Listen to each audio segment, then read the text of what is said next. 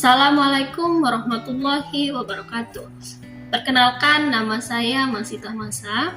Saya adalah dosen S1 Pendidikan Bahasa Indonesia Fakultas Keguruan dan Ilmu Pendidikan Universitas Maliku Saleh. Pada kesempatan ini, saya akan menjelaskan salah satu mata kuliah yang saya ampu, yaitu Analisis Wacana Bahasa Indonesia. Analisis Wacana Bahasa Indonesia merupakan mata kuliah wajib yang diperoleh di semester genap dengan bobot 2 SKS. Mata kuliah ini bertujuan untuk memberikan pengetahuan dan pengalaman mahasiswa terkait hakikat wacana dan jenis-jenis wacana, hakikat analisis wacana dan model-model struktur wacana, kohesi dan koherensi, teks, koteks, dan konteks. Selain itu, mahasiswa juga dituntut untuk mampu menganalisis wacana lisan dan wacana tulisan, serta mampu menganalisis wacana dengan menggunakan pendekatan analisis wacana kritis Foucault, analisis wacana kritis Roger Fowler, analisis wacana kritis Theo van Leeuwen, analisis wacana kritis Sarah Mills, analisis wacana kritis Panjic, dan analisis wacana kritis Norman Fairclough. Adapun capaian mata kuliah ini yaitu 1. Mahasiswa mampu menjelaskan hakikat wacana dan jenis-jenis wacana. 2. Mahasiswa mampu menjelaskan hakikat analisis wacana dan model-model struktur wacana. 3. Mahasiswa mampu menjelaskan kohesi dan koherensi. 4. Mahasiswa mampu menjelaskan teks, koteks, dan konteks. 5. Mahasiswa mampu menganalisis wacana lisan. 6. Mahasiswa mampu menganalisis wacana tulisan. 7. Mahasiswa mampu menganalisis wacana menggunakan beberapa teori analisis wacana kritis seperti teori Foucault, Roger Fowler, Theo van Leeuwen, Sarah Mills, Panjic, dan Norman Fairclough. Kegiatan perkuliahan dilakukan secara luring dengan pemberian tugas, diskusi kelas, kuis, UTS, dan ujian akhir semester. Pengumpulan tugas melalui Google Drive dan Google Classroom. Strategi pembelajaran dalam mata kuliah ini yaitu case method, sedangkan metode pembelajaran dalam mata kuliah ini berupa metode ceramah untuk memberikan pemahaman materi dan metode diskusi untuk memecahkan kasus-kasus dalam mata kuliah analisis wacana. Adapun sistem penilaian dalam mata kuliah ini yaitu kehadiran 10%, aktivitas di kelas 10%, tugas kelompok maupun individu 15%, kuis 10%, UTS 25%, dan UAS 30%. Hasil pembelajaran tersebut akan dilaporkan kepada mahasiswa melalui WA Group agar dapat segera dievaluasi sebelum masa penginputan nilai berakhir. Demikian deskripsi diri yang saya sampaikan. Semoga memberikan gambaran di bidang pendidikan dan pengajaran yang saya lakukan sebagai dosen di program studi pendidikan bahasa Indonesia, khususnya pada mata kuliah analisis wacana bahasa Indonesia. Saya akhiri, wassalamualaikum warahmatullahi wabarakatuh.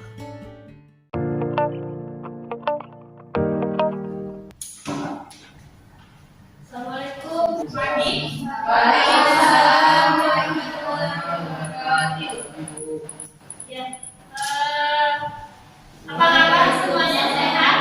Sehat.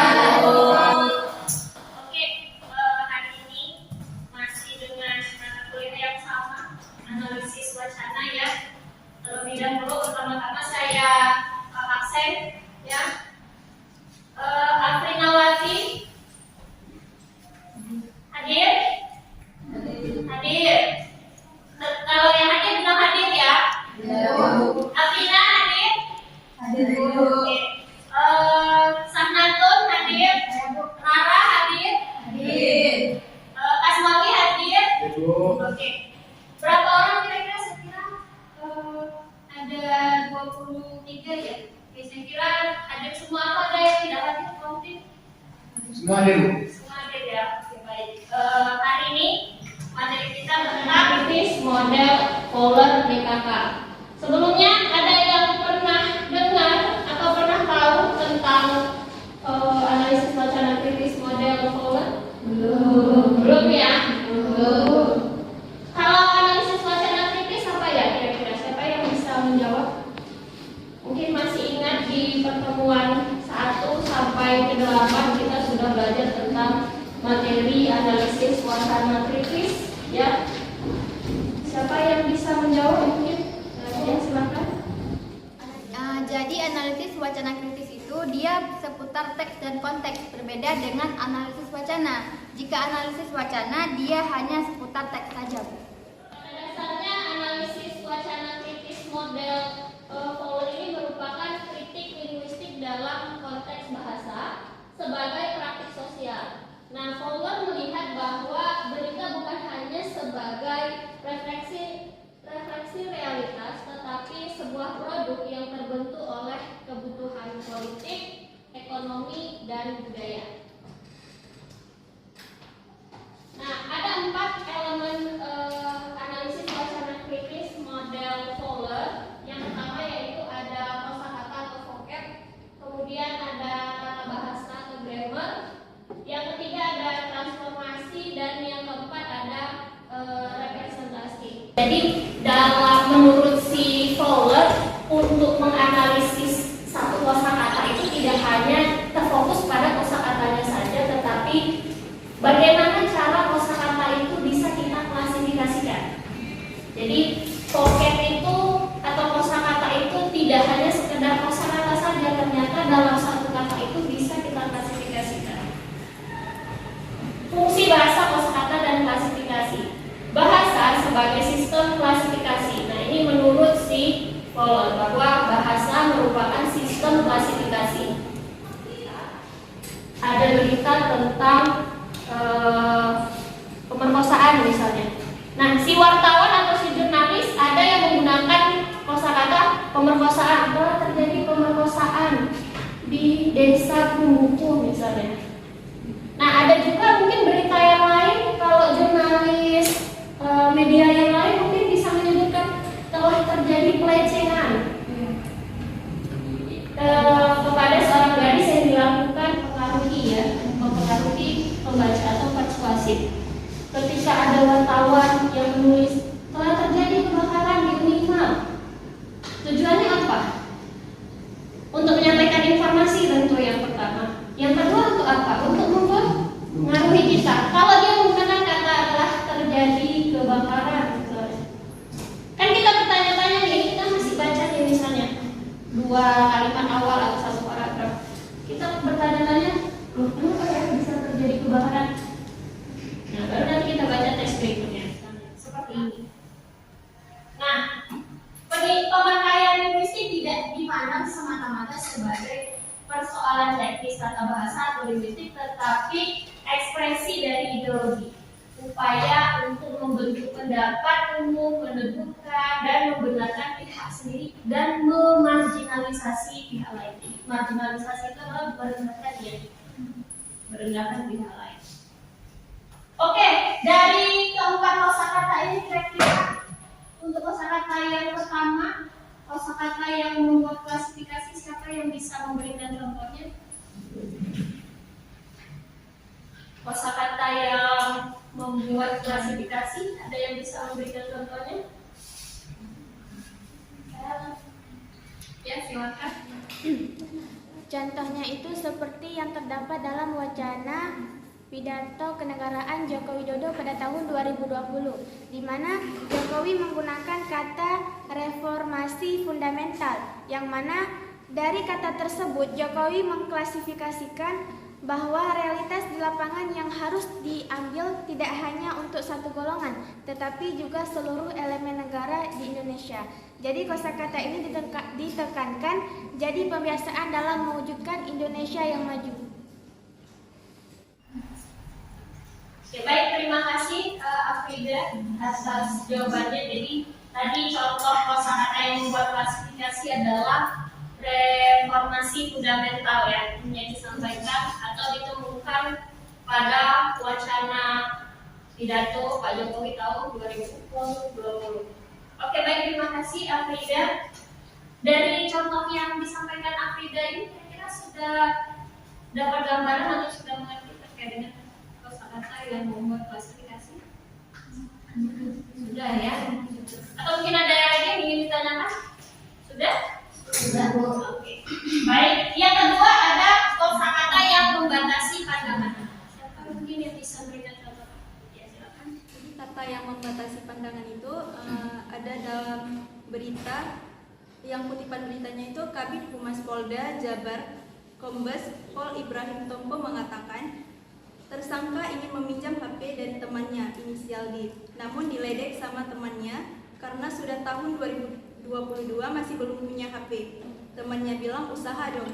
Nah, secara umum berita ini menunjukkan keberpihakan si media kepada pelaku. Terlihat dari judul yang ditulis, penusukan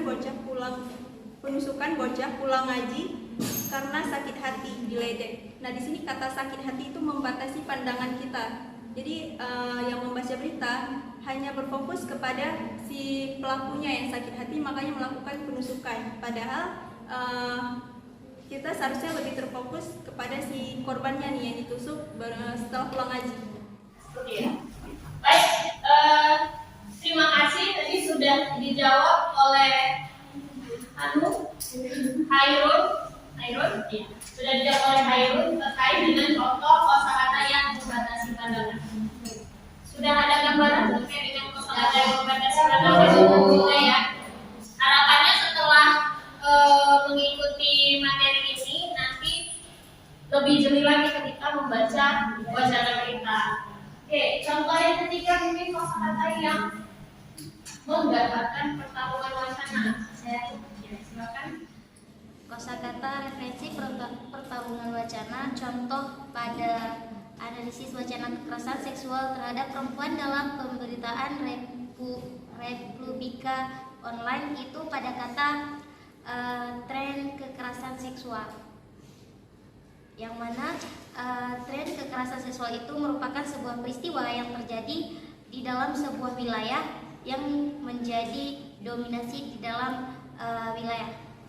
Oke, baik, terima kasih Putri atas jawabannya terkait dengan kosakata yang menggambarkan pertarungan wacana. Nah, ini hanya kosakatanya saja yang berubah. Jadi ada model transitif, ada model intransitif. Yang ketiga adalah model relasional atau sebab akibat. Nah, jadi contohnya ya untuk model transitif itu bisa dilihat dari surat kabar pembunuhan Pos Metro Padang 2 Mei 2013. Nah, di situ menjelaskan bahwasanya tercatat cara membunuh yang dilakukan Wisnu terhadap Afrida itu dengan cara mencekik korban dengan menggunakan jilbab korban. Nah, di situ kan kita fokus pada kata membunuh. Yang terakhir ada model relasional. Nah, kalau dikatakan relasi ya, namanya relasi berarti ada hubungan sebab dan akibat. Nah, model relasional itu menggambarkan dua bagian. Hubungan tersebut dapat bersifat ekuatif, yaitu elemen yang ketiga ada transformasi. Jadi ini sudah elemen yang ketiga yaitu transformasi. Konsepnya adalah aspek penting dan khas dari model forward adalah transformasi. Kalau di model lain mungkin tidak ada transformasi, tapi hanya di model forward saja yang ada transformasi. Nah, dalam analisis transformasi ini, kata kalimat bukan sesuatu yang baku, tetapi dapat diubah susunannya, ditukarkan, dihilangkan, ditambah, dan dikombinasikan dengan kalimat lain dan disusun ulang. Nah, perubahan-perubahan ini tidak hanya mengubah struktur kalimatnya saja, tetapi juga mengubah makna bahasa yang terkandung dalam kalimat tersebut. Tipe-tipenya ada dua, ya. Jadi tipe ini sebenarnya lebih kepada jenis ya. Tadi kalau di kosakata ada 4, ya, kosakata yang membuat klasifikasi, kosakata yang membatasi pandangan, menggambarkan pertarungan wacana, dan yang terakhir ada kosakata yang memanipulasi. Kalau tadi dalam bahasa ada model transitif, intransitif, dan relasional. Kalau di transformasinya ada 2, yaitu pasif-pasif dan nominalisasi. Nah, dari katanya saja sudah jelas ya, pasif-pasif, berarti proses memfasifkan kalimat. Nominalisasi, proses untuk menominalkan. Oke, transformasi pasif-pasif yaitu perubahan susunan kalimat dari bentuk aktif menjadi bentuk pasif. Misalnya, saya membaca buku, itu bentuk kalimat Kalau bentuk kalimat pasifnya adalah buku dibaca oleh saya. Oke, ada yang bisa kasih contoh untuk transformasi pasif-pasif ya, silakan. Nah, di sini saya akan menyebutkan satu contoh transformasi pasif-pasif dalam wacana berita dari kasus pembunuhan Brigadir Joshua. Terjadi pasif-pasif dalam judul berita, yaitu disebut dalam penguasaan Ferdi Sambo bisakah Eliezer terbebas dari hukuman. Nah, kata pasif-pasif dalam judul berita tersebut adalah pada kata disebut. Oke, baik, terima kasih Nevia tadi sudah memberikan contoh ya tipe transformasi pasif-pasif. Jadi pasif-pasifnya adalah disebut ya, berarti kalau bentuk aktifnya adalah menyebutkan, menyebutkan atau menyebut ya. Oke, yang kedua ada transformasi nominalisasi, yaitu perubahan ketika kalimat atau bagian dari kalimat menggambarkan tindakan atau kata benda ya. Pada umumnya kata kerja diubah menjadi kata benda. Jadi dari kata kerja atau dari verba itu menjadi kata benda atau nominal. Contohnya misalnya rumah itu dibakar warga. Nah, itu kan kata dibakar itu merupakan kata kerja. Kemudian juga menjadi telah terjadi kebakaran. Ya, jadi kebakaran merupakan kata benda. Apalagi gadis itu diperkosa. Jadi diperkosa atau dibudak paksa atau gadis itu dilecehkan. Kata dilecehkan merupakan kata benda. Kemudian juga telah terjadi pelecehan. Nah, jadi diubah dari kata dilecehkan menjadi pelecehan. Nah, umumnya bentuk-bentuk transformasi ini terjadi ketika si jurnalis atau si penulis itu yang pertama kekurangan informasi terkait dengan berita yang dia tulis. Jadi cara awalnya adalah ya sudah didominalisasikan saja karena datanya kurang. Atau yang kedua, kemungkinan yang kedua adalah dia ingin menyembunyikan si pelaku. Ya, jadi pelaku ingin disembunyikan sehingga tidak menunjukkan kata kerja tetapi kata benda. Efeknya bagaimana? Kalau dia efek bentuk kalimat pasif, ya, dia bisa menghilangkan pelaku. Nah, ini tadi sudah saya sampaikan, dia bisa menghilangkan pelaku. Kalimat pasif dapat menekankan sasaran pelaku atau tindakan. Nah, jadi yang lebih ditekan adalah tindakannya atau sasaran pelakunya atau si korbannya kalau dia bentuk kalimat pasif. Sementara efek bentuk kalimat nominalisasi sama, ya, jadi juga menghilangkan si aktor atau si pelaku. Nominalisasi dapat menghilangkan subjek pelaku karena dalam bentuk nominal bukan tindakan yang ditekankan tetapi sebuah peristiwanya. Oke, sampai di sini ada pertanyaan terkait dengan transformasi? Ada? Sudah jelas? Sudah. Oke. Terakhir yaitu representasi.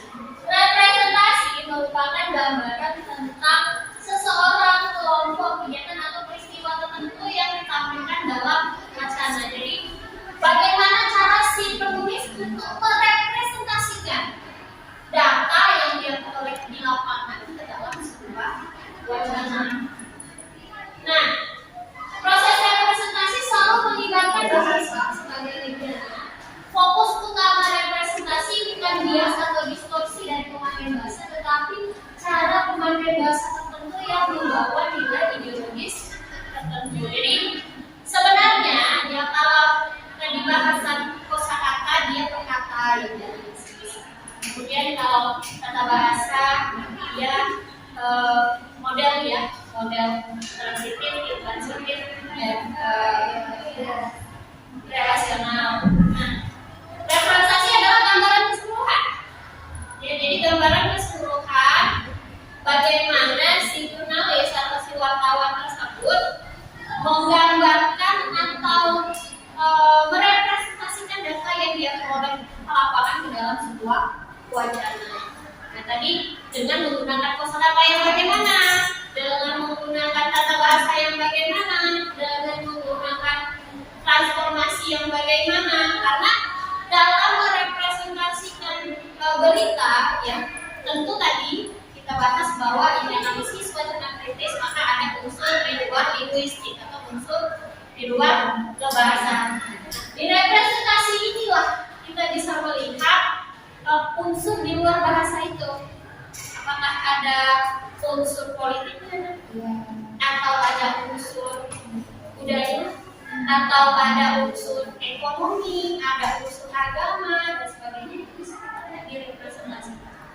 Misalnya dalam satu, ini kan mau pilpres, dalam satu media ada mungkin yang mendukung capres jagoannya. Tentu nanti 1 tahun sebelum pilpres berita-berita keras, sungainya penuh dengan sampah, banjir, ya.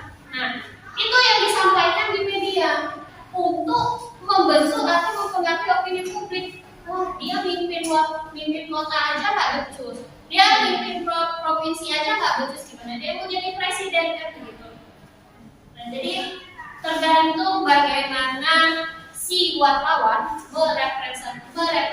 merepresentasikan data di lapangan di dalam sebuah wacana. Jadi terkait dengan unsur-unsur di luar teks tadi.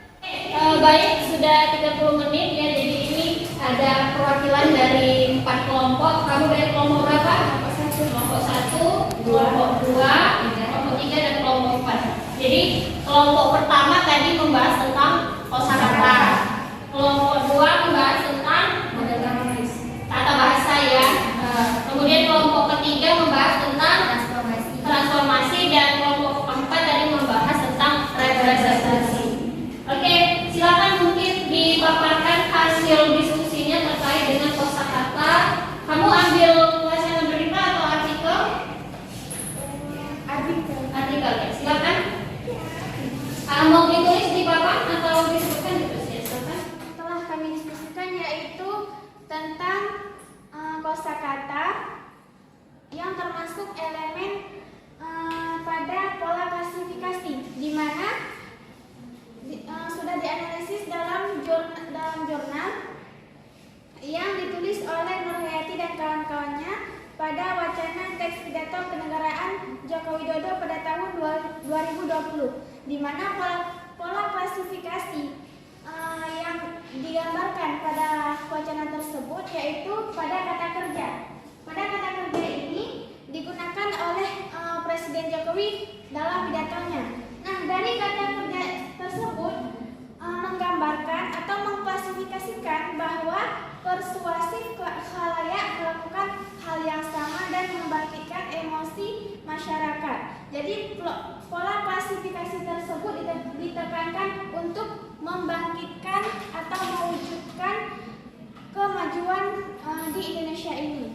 Model transitif, untuk tata bahasa, tepatnya pada model transitif saya akan menjelaskan contohnya ya satu. Contohnya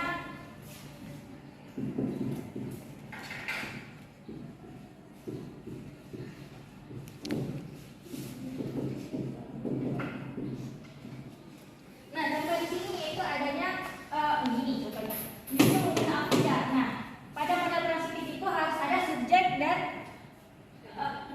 predikat dan objeknya juga harus ada, pokoknya harus ada pelaku, penyebab dan siapa yang menanggung akibat tersebut.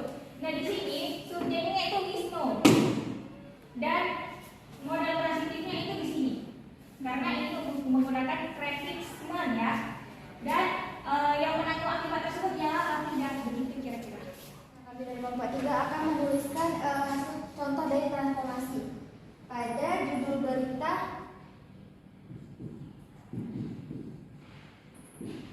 disebut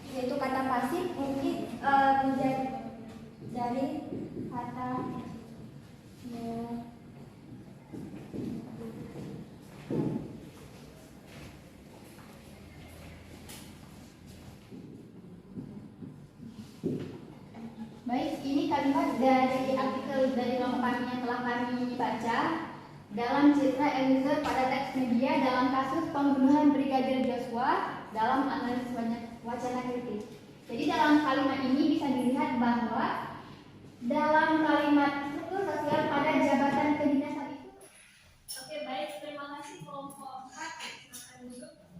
Nah, contoh atau hasil temuan dari diskusi kelompok 4 yaitu berita yang dituliskan lebih mengarah pada kondisi pelaku yang tertekan karena struktur sosial pada jabatan kedinasan. Jadi yang disampaikan kelompok 4 ini merupakan konteks yang ada dalam wacana berita ya yang dianalisis oleh kelompok 4. Jadi apa penyebab bagaimana si jurnalis merepresentasikan tokoh tersebut karena berpengaruh kepada struktur sosial dan jabatan kedinasan dari si pelaku atau si subjek dalam berita tersebut. Oke, sampai di sini mungkin sudah jelas ya, atau ada yang ingin ditanyakan terkait dengan model pola? Sudah jelas. Baik, kalau sudah jelas, silakan duduk kembali. Oke, ya, jadi sudah jelas tadi contohnya berarti dapat disimpulkan bahwa menurut si Power bahasa tidak semata-mata hanya sebagai unsur linguistiknya saja, tetapi dalam bahasa tersebut juga menggambarkan konteks, ya, konteks dari atau di luar dari unsur linguistiknya. Misalnya tadi ada unsur politik, unsur ekonomi, nah ini tadi contohnya terkait dengan unsur kekuasaan ya, jabatan kedinasan dan sebagainya.